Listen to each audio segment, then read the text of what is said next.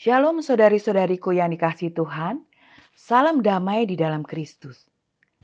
Banyak orang di sepanjang hidupnya mencari sesuatu yang dianggapnya berharga.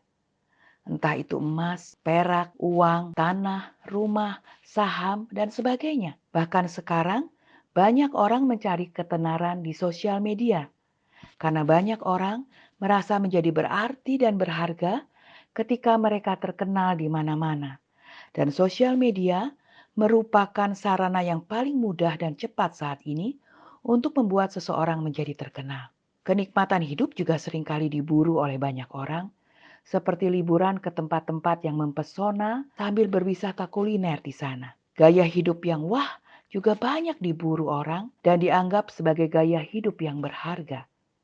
Banyak orang menganggap apa yang dikenakannya, apa yang dimilikinya, apa yang dikendarainya, dan apa yang dicapainya, itulah yang membuatnya berharga.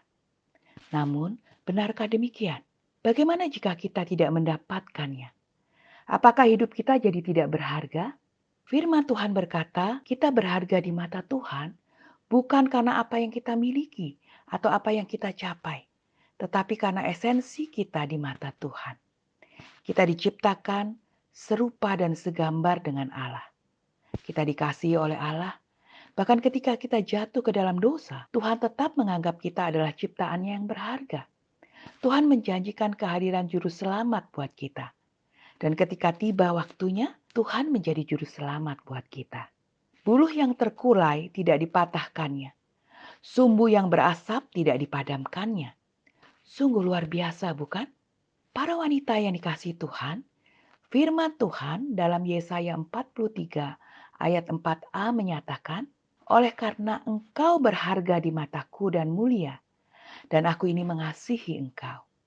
Firman Tuhan ini diberikan kepada bangsa Israel ketika mereka dibuang ke Babel oleh Tuhan. Karena mereka tidak mau bertobat dari dosa-dosa mereka. Selain itu, Tuhan juga menghancurkan bait Allah kebanggaan mereka. Mereka dicemooh di antara bangsa-bangsa. Mereka menjadi bangsa yang tercela. Mereka dianggap tidak berharga di antara bangsa-bangsa. Apakah benar demikian di hadapan Tuhan? Ternyata tidak. Bangsa Israel tetap berharga, mulia, dan dikasihi oleh Tuhan.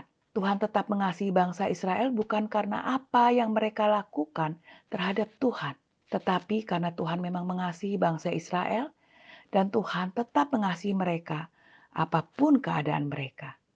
Sesederhana dan sesimpel itu. Bukankah itu juga yang dilakukan Tuhan terhadap kita? Kita yang sudah ditebus oleh darah Kristus. Apakah kita selalu menyenangkan hati Tuhan? Tidak, bukan? Hidup kita tidak selalu memuliakan nama Tuhan. Kita seringkali masih jatuh ke dalam dosa.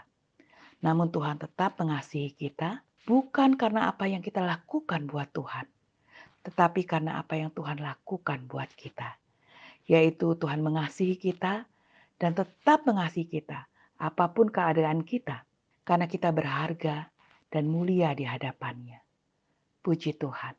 Saudara-saudariku yang terkasih, marilah kita selalu mensyukuri kasih Tuhan dengan selalu berusaha hidup taat dan menyenangkan hati Tuhan. Amin.